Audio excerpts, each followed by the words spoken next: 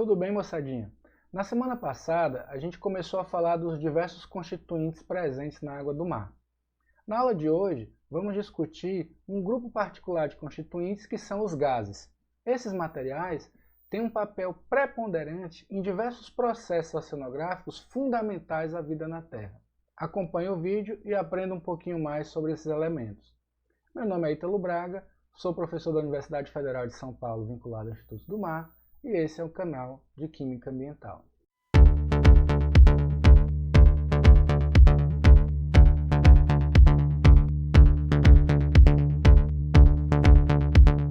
Nas nossas aulas anteriores, nós já vínhamos discutindo um pouquinho da composição química da água do mar, e já entendemos que se trata, na realidade, de uma solução extremamente complexa, formada por elementos maiores, elementos menores e materiais dissolvidos.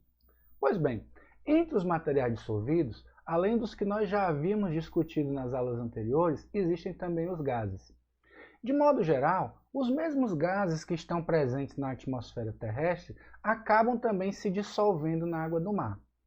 Um aspecto interessante é que, assim como acontece com alguns outros constituintes, os gases também podem ter comportamento conservativo ou reativo, como veremos em seguida. Esses são alguns dos gases mais frequentemente encontrados na atmosfera terrestre.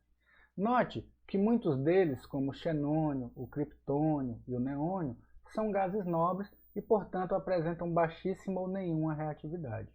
No entanto, entre esses gases, existem, por exemplo, o oxigênio, o gás carbônico e o gás nitrogênio, que, além de apresentarem um maior potencial reativo, também têm grande papel em relação aos mecanismos que dão suporte à vida no planeta. Um aspecto importante a se ressaltar é que esses gases presentes na atmosfera, eles podem sim se solubilizar na água do mar e estão presentes lá participando de importantes processos oceanográficos. No entanto, esses mecanismos ocorrem regidos por algumas regras fundamentais, que nos primeiros momentos da aula de hoje eu vou tentar relembrar para vocês.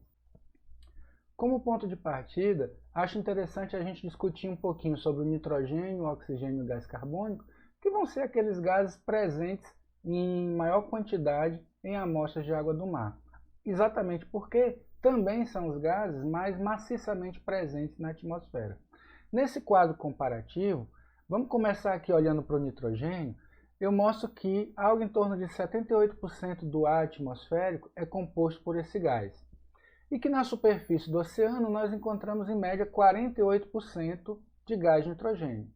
Portanto, nós já percebemos aí que ocorre um decréscimo nos processos que levam à difusão desse gás para a superfície do oceano. Além disso, quando considerado o oceano como um todo, a concentração desse gás em amostras de água do mar não ultrapassa os 11%. Isso pode ser explicado porque as principais fontes do gás nitrogênio para a água do mar são a atmosfera. E como para que esse gás se dissolva na água do mar é necessário que ocorra uma difusão na interface entre a superfície do oceano e a atmosfera, esse mecanismo acaba sendo pouco eficiente no sentido de bombear quantidades grandes de nitrogênio para a água do mar. E é exatamente por isso que nós observamos esse decréscimo quando olhamos para esse diagrama. No oxigênio, entretanto, existe um comportamento diferente. Embora ele esteja presente em aproximadamente 21% na atmosfera, ele chega a atingir 36% na superfície da água do mar. Isso acontece, além da sua capacidade de difusão, isso acontece porque uma parte do oxigênio é produzida através dos mecanismos fotossintéticos, fazendo com que o nível de saturação nesse gás na superfície do oceano seja eventualmente maior do que mesmo na atmosfera. E como em áreas mais profundas também não ocorre fotossíntese, porque a luz vai se extinguindo com o aumento da profundidade, o que nós vemos é uma redução brutal na concentração de oxigênio na medida que nós aumentamos a profundidade, de modo que, em média, o oceano vai ter uma saturação de 6% de oxigênio. Já para o gás carbônico, ocorre um comportamento aparentemente inverso, porque nós temos algo em torno de 0,38 na atmosfera terrestre. Note que aí eu coloquei a data, né, porque essas concentrações têm aumentado desde a Revolução Industrial. E essa concentração tende a aumentar na superfície e torna a aumentar em áreas mais profundas. Isso acontece porque o gás carbônico tem mecanismos muito particulares de bombeamento, né, em direção à água do mar, fazendo com que os oceanos atuem como um verdadeiro sumidouro desse gás. Isso nós discutiremos em detalhe em outro vídeo. Eu quero que vocês atentem que, além da atmosfera, a atividade respiratória dos organismos pode eliminar gás carbônico para a água do mar, fazendo com que sua concentração suba em algumas situações. Independente do gás em questão, existem algumas leis fundamentais que vão reger os mecanismos através dos quais eles se transferem da atmosfera para se dissolverem na água do mar. De um modo geral, esses mecanismos podem ser explicados pela lei dos gases ideais, pela lei de Dalton e pela lei de Henry, que nós vamos discutir no próximo slide. O primeiro aspecto que eu quero que vocês compreendam é que a disponibilidade de um gás em uma solução vai ter relação profunda, óbvio, com o volume dessa solução, mas com a pressão que se exerce sobre ela e também com a sua temperatura. Se nós resolvermos aqui a equação de Clapeyron e colocarmos ela em função da pressão, nós vamos ver que a pressão vai ter um papel preponderante na quantidade de moléculas que vão se solubilizar no meio líquido. E nesse ponto, é importante que a gente relembre também uma segunda lei, que é a lei de Dalton. Como nós estamos trabalhando, teoricamente, com gases de forma individual, é importante ter em mente que a pressão de um gás ela é individualizada e a pressão atmosférica total ela é resultante das pressões parciais de cada um desses gases. Por consequência, a disponibilidade de oxigênio, nitrogênio e gás carbônico na água do mar vão depender fundamentalmente das pressões parciais de oxigênio, gás carbônico e nitrogênio, respectivamente. Nesse slide, que eu vou tornar a repetir quando eu for falar de acidificação oceânica, nós temos expressado a lei de Henry. A lei de Henry diz que a solubilidade de um gás em líquido tem uma relação direta com a sua pressão parcial, como mostra essa equação. No entanto, é importante atentar, como nós estamos falando de oceanografia, para essa constante aqui, que é a constante de Henry, que é particular para cada tipo de gás que se está estudando. E essa constante, por sua vez, sofre profunda influência também da temperatura e da salinidade. Portanto, a solubilidade de um gás na água do mar será uma função da pressão parcial desse gás, segundo a equação de Dalton, que nós acabamos de ver, mas também sofrerá forte influência da temperatura e da salinidade do meio. E aqui eu trago um exemplo prático. Aqui nós temos um mapa térmico da temperatura superficial do planeta, mostrando que nas regiões polares nós temos temperaturas mais baixas e na medida que nós caímos para baixas latitudes, as temperaturas aumentam. E aqui ao lado eu tenho um gráfico que mostra a relação entre solubilidade e temperatura, indicando que para os três gases que nós estamos abordando nesse vídeo, ocorre uma redução da solubilidade na medida em que aumenta a temperatura. Isso se reflete claramente em termos práticos. Vejam isso aqui. Aqui eu tenho as concentrações de oxigênio dissolvido nas regiões polares, que oscilam em torno de mais ou menos 40 centímetros cúbicos por litro, e as concentrações respectivas em zonas equatoriais, em zonas tropicais. Como vocês podem ver, com o aumento da temperatura, ocorreu naturalmente uma menor solubilização do oxigênio. O mesmo comportamento nós vamos ter também para o gás carbônico e para o nitrogênio. E aqui eu trago o exemplo do gás carbônico. Nós temos 666 centímetros cúbicos na latitude zero, no Equador, e essa solubilidade aumenta para algo em torno de 1.437 centímetros cúbicos em zonas polares, demonstrando então um efeito brutal que a temperatura exerce sobre a solubilidade dos gases. Esse é um aspecto importante, na medida que na oceanografia nós temos que considerar muito frequentemente essas condições ambientais. E finalmente, nesse último gráfico, eu quero demonstrar que a salinidade também influencia a solubilidade dos gases no líquido. Então nós temos um gráfico aqui que mostra a concentração de oxigênio em função da temperatura.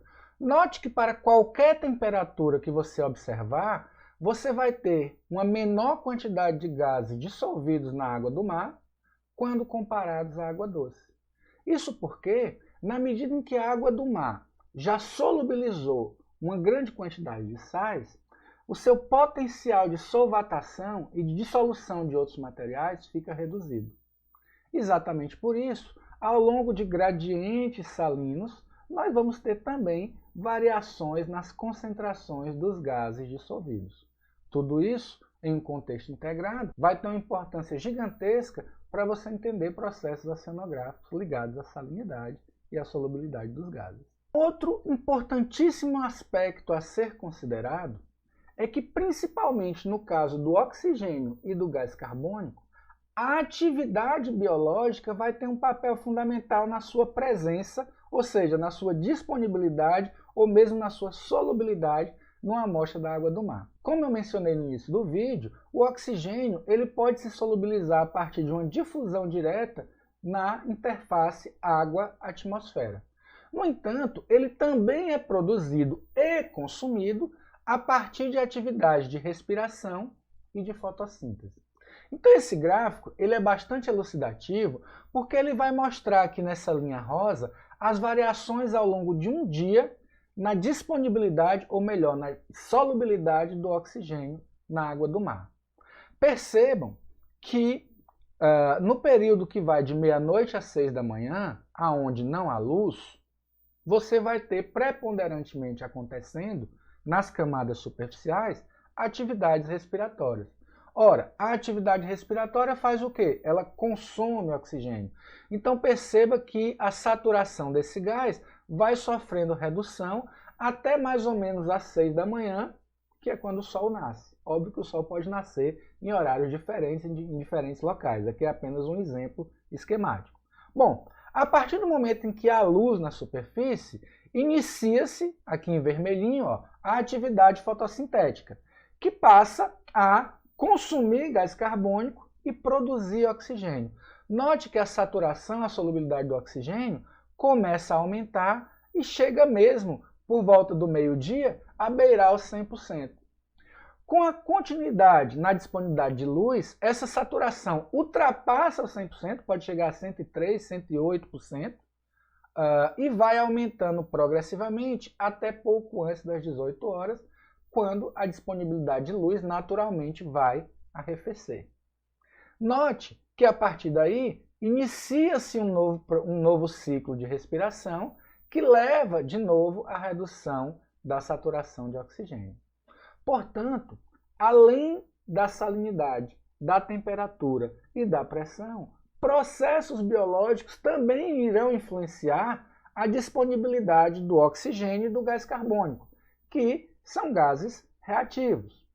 Já para o nitrogênio, esse problema não vai acontecer, porque esse sim é um gás que vai apresentar comportamento conservativo, ou seja, não sofre a influência de processos biológicos que ocorrem, seja na superfície, seja nos fundos oceânicos.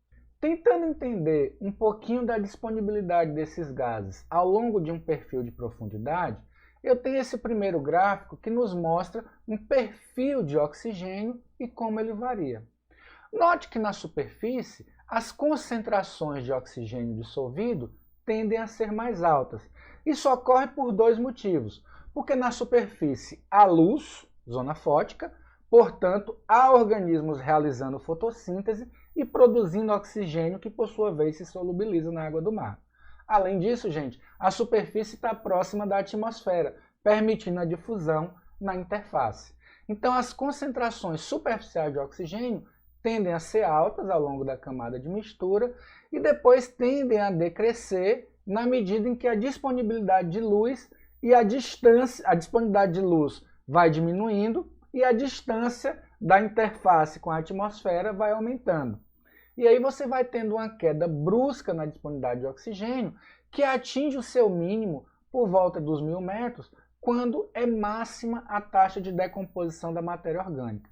Lembre que a decomposição da matéria orgânica ela é feita por micro-organismos através de processos respiratórios, que, portanto, consomem, sim, oxigênio. Vamos ver como é esse comportamento para o gás carbônico.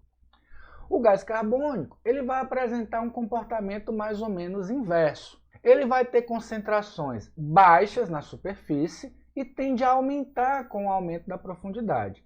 No entanto, é importante considerar que as suas concentrações são baixas na superfície exatamente porque a disponibilidade desse gás na atmosfera é baixa, ou seja, em torno de 0,38%. Então você não vai ter uma difusão muito eficiente desse material.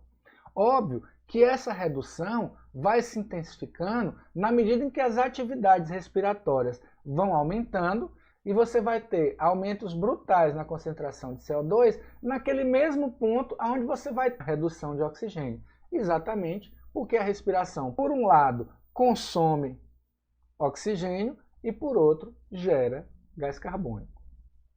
Bem, pessoal, espero que vocês tenham pelo menos compreendido, em termos gerais, os processos que comandam a solubilidade dos gases na água do mar.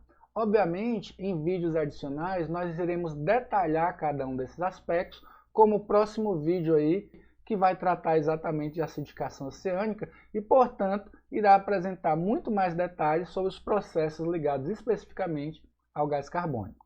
Como de costume, vou deixar uma pergunta aí. E aí, se você for meu aluno, responde pelos mecanismos que eu disponibilizo, e se você não for, pode comentar o vídeo aqui embaixo. Que limites, em termos de concentração de oxigênio na água do mar, estabelecem um ambiente em uma condição saudável, em uma condição de anóxia e em uma condição de hipóxia?